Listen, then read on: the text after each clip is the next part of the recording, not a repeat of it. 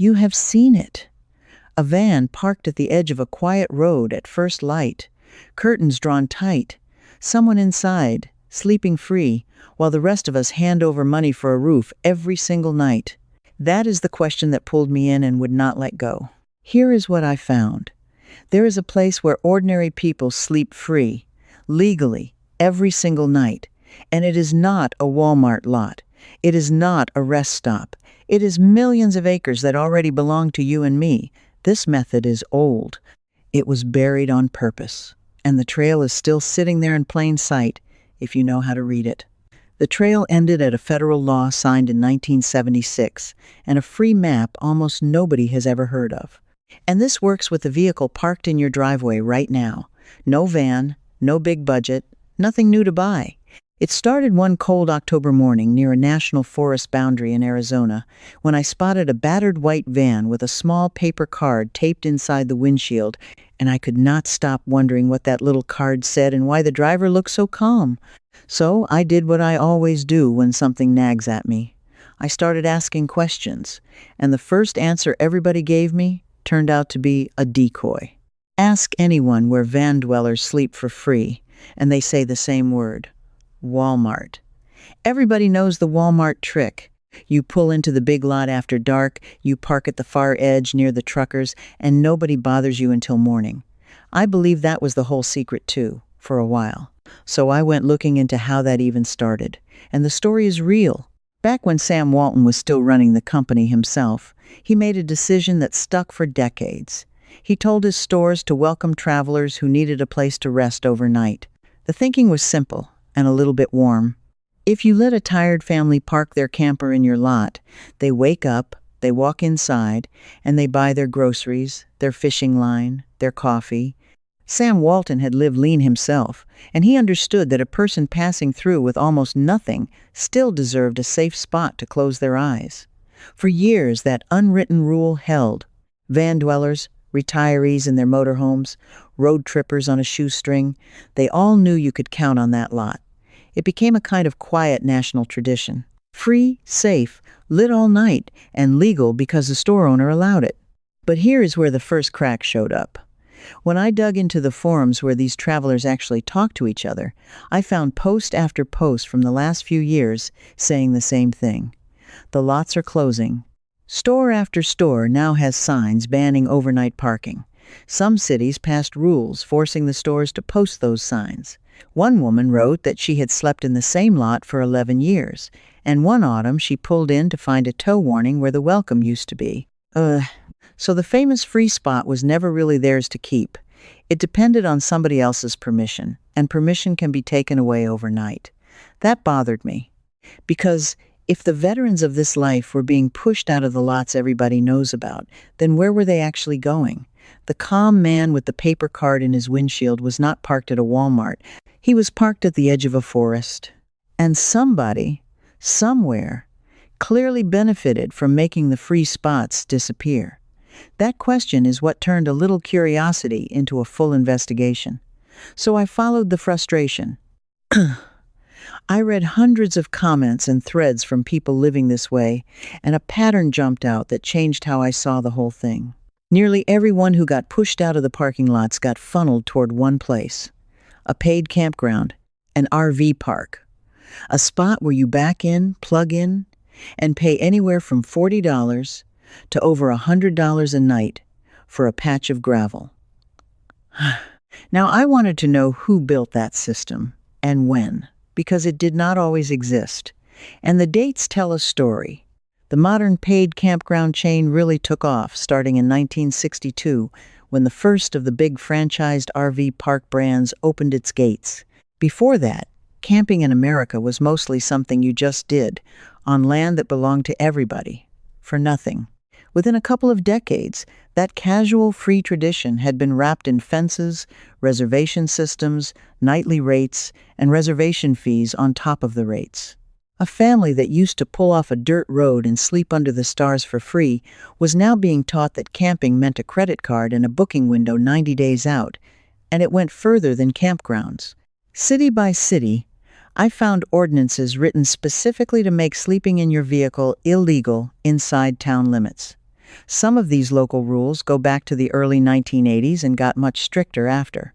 On paper, they were about public safety and tidiness. In practice, they made the cheapest possible way to have a roof over your head, your own vehicle, a crime in more and more places. So think about what happened here. The free option got squeezed from both sides. The stores stopped allowing it. The towns made it illegal. And standing right there, ready to catch everyone who fell, was an industry charging by the night for something people used to do for nothing. But here is the thing that kept me up.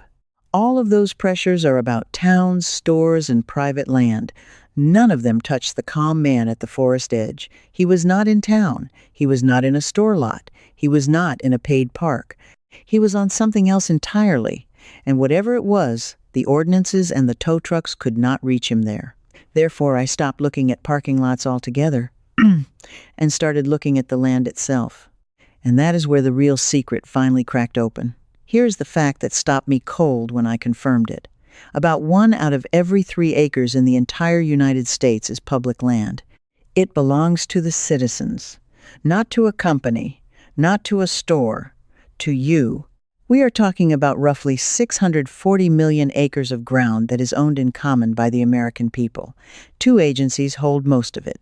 The Bureau of Land Management looks after around 245 million acres, mostly across the western states. The Forest Service manages around 193 million acres spread across 154 national forests.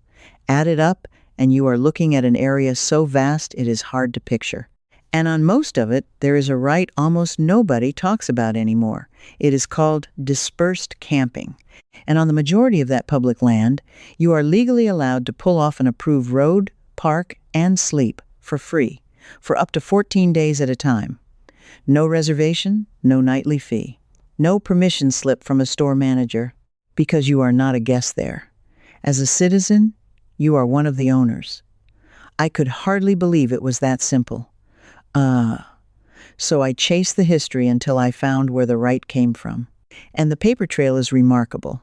It starts in 1891 with the Forest Reserve Act, when the government first began setting aside these great blocks of forest. Then came the Organic Administration Act of 1897, which spelled out that these forests were not locked away from the people.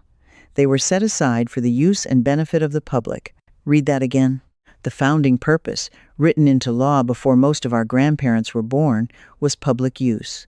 Then, on the exact date I mentioned at the very start, everything got locked into modern law. In 1976, Congress passed the Federal Land Policy and Management Act. People who work in this world just call it FLPMA. That single law confirmed that this enormous stretch of public land would stay in public hands and stay open for the public to use, including camping. It is the legal backbone under every free night that van dweller in Arizona was enjoying. So the free spot was never a loophole. It was never a trick. It was a right. Older than the automobile, written down in black and white, and simply allowed to fade out of everyday memory while the paid version got all the advertising.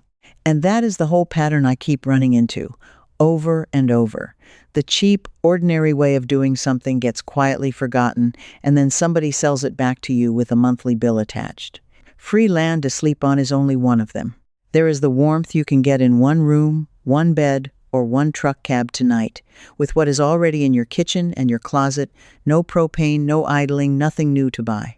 There is keeping a shed, a porch, or a truck dry through wet snow with rope, rag, and scrap instead of a contractor. There is light after dark, water, food, and knowing the rules on parking and towing before somebody reads them to you. I put all of it in writing, the way my grandparents did it, every method cheap, proven, and done sitting down in under 20 minutes, because I have a fixed income and an older back too. If you want the full collection, scan the QR code right there on your screen, link in the description, pinned comment. Now, back to what this actually means for you, because I know some of you are already arguing with me. And that is exactly the point that made me angry on behalf of every person who ever paid $100 for a patch of gravel. Nobody advertises free. There is no company spending millions to remind you that 245 million acres are already yours. There is no glossy brochure for the dirt road at the edge of the national forest. The free right does not have a marketing budget, so it went quiet. The paid version had a marketing budget, so it got loud. Over 2 or 3 generations, loud, beat, quiet, and the tradition of just sleeping on your own land nearly vanished. But knowing the right exists is only half of it. The next question hit me immediately, and I bet it just hit you too. How on earth do you find these spots without getting lost, or trespassing, or parking somewhere you are not allowed? Because public land is not one clean square. It is a patchwork, mixed in with private ranches and restricted areas. Get it wrong, and you really could end up somewhere you should not be. That question is what led me to the single most useful thing I uncovered in this entire dig. But before I hand it to you, I need to talk to the person watching this who is already shaking their head. Because right now, some of you are thinking this is a nice story for people out west with a camper van and nothing to lose. You are sitting in a paid-off house in Ohio or Georgia, you drive a regular sedan, and you are thinking, this is not for me. I thought the same thing at first. I was wrong, and here is why. You do not need a van. You do not need to live on the road. You do not need to give up your home. This knowledge is not really about being homeless or being a wanderer. It is about never being trapped into paying for a place to sleep when you travel, ever again. Picture the plain version most of us actually deal with. You are driving across the country to visit your daughter, or you are heading to a grandchild's wedding 2 states away, and the hotels along the interstate want $140 a night, more if there is an event in town. That drive used to cost you a fortune in rooms. But if your route passes anywhere near public land, and out west it almost always does, you can pull off, sleep safely and legally in your own car for free, and roll on in the morning with that $140 still in your pocket. Do that for 3 nights on a long trip, and you have kept over $400 that would have gone to a front desk. Do a few road trips a year, and you are talking real money, staying in your household instead of leaving it. And you do not need special gear to do it either. This is the part that pulls the whole thing back to earth. A regular car, the seats folded flat, a foam pad or even a couple of couch cushions, a warm sleeping bag, and a window shade you cut from a cheap sun reflector, that is a legal free bed for the night. People did the exact same thing during the hard years of the 1930s, sleeping in their cars on public ground while they looked for work, and they did it with far less than you have in your garage right now. The only thing standing between you and that free night is one piece of information. Which roads are you actually allowed to use, and where exactly does the public land begin? That is the wall everybody hits. And that is where the trail I was following finally dead-ended, in the best possible way, at a document hardly anyone outside this world has ever seen. So let me hand you the thing that breaks this whole case wide open. For years, finding legal dispersed camping was genuinely hard. You had to know a local, or drive around hoping, or guess where the boundary lines fell. The knowledge lived in the heads of old-timers and got passed by word of mouth around campfires. It was almost lost. Then, in 2005, the Forest Service put out something called the Travel Management Rule. And that rule quietly forced every national forest to produce a very specific document. It is called the Motor Vehicle Use Map. Everyone who lives this life just calls it the MVUM. Here is why it changes everything. Each of these maps shows every single road in that forest where you are legally allowed to drive a vehicle, and it marks the roads and areas where you are allowed to pull off and camp. Green means go. If a road is on that map as open, you can use it. If it is marked for camping, you can sleep there. It takes the guessing, the fear, and the trespassing out of the whole equation. And here's the part that made me laugh out loud when I confirmed it. The Motor Vehicle Use Map is free, every one of them. You can walk into any National Forest Ranger station, and they will hand you a paper copy for nothing, because by law they have to make it available to the public. You can also download it for free from the Forest Service. There is even a free version you can save to your phone that shows a little blue dot for exactly where you are sitting, right against those legal green roads, so you know the moment you have crossed onto land where you are welcome to stay. This is the calm on that man's face at the forest edge. He was not getting away with anything. He had a free government map that told him precisely where he had every legal right to sleep, and he knew no tow truck and no ordinance could touch him there. That little paper card in his windshield, I am now certain, was his 14-day dispersed camping note, the simple courtesy slip people leave so a passing ranger knows what day they arrived. And there is one more piece, a living piece, that proves this knowledge never fully died. It was kept alive by a community and one stubborn man. Out in the desert around Quartzsite, Arizona, there is a stretch of Bureau of Land Management ground where thousands of people gather every winter to camp for free on public land. A former store manager who had once lived in his own van started teaching people, plainly and for free, how to do exactly what we have been talking about. Where the public land is, how the 14-day rule works, how to read the maps, how to stay warm, stay safe, and stay legal without paying a dime for a place to sleep. He built a yearly gathering in that desert where the old, nearly forgotten right gets handed, in person, from those who kept it to those who need it. That is the whole shape of this thing. The knowledge existed, written into law going back to 1897. It got buried under a louder, paid version that made a fortune off making people forget. But it was never actually taken away. A handful of people in a desert kept the flame lit. The maps were quietly made free by a rule almost nobody reads, and the trail led me straight to it. Now I am handing it to you. So here is exactly what you can do this weekend, with the car you already own. Go online and search for the National Forest or Bureau of Land Management district nearest to wherever you are headed. Find and download the free motor vehicle use map for that area, or call the ranger station and ask them to mail one or hold one for pickup. Look for the open roads and dispersed camping areas.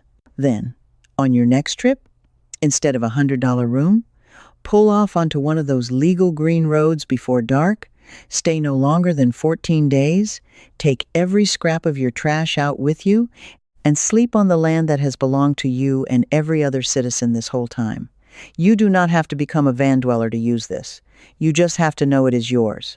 When I started this, all I had was a battered white van, a paper card I could not read, and a nagging feeling that people were paying for something that used to be free. What I walked away with was the quiet, almost stubborn satisfaction of recovering something that was taken from us so slowly that we never noticed it leaving. If you are the kind of person who has always sensed that the useful, honest things in life got buried on purpose so that somebody else could sell you the expensive version, then you already understand what we uncovered today.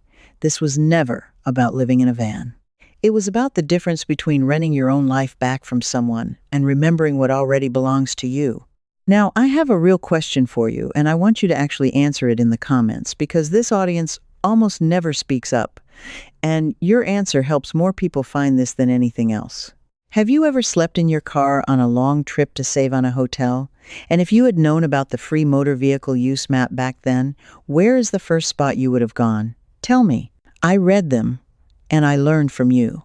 And if part of you feels that spark, that itch to dig up more of what convenience culture quietly replaced with a monthly bill, then come along with the rest of us who are pulling these lost methods back into the light one at a time. Because the next trail I am chasing is even stranger. It is an old, almost forgotten way people kept food cold for months without any electricity at all, using nothing but the ground beneath their own back porch. And the more I dig into it, the more I suspect we were talked out of it on purpose, too. Before you go, one thing. This video showed you the trail. Inside the Old Ways Society, I pick it right back up and walk you through the full free camping map, so you find your own legal spot. Get stuck? Ask me directly, and a real person, me, answers you myself. You would not be alone in there. Just point your phone's camera at the code on screen. Cancel anytime with one click. No risk. Now, finding a free spot is only half the battle. The next question is staying warm through the night without wasting fuel. There's a simple $1 trick that changes everything, and it's starting right here.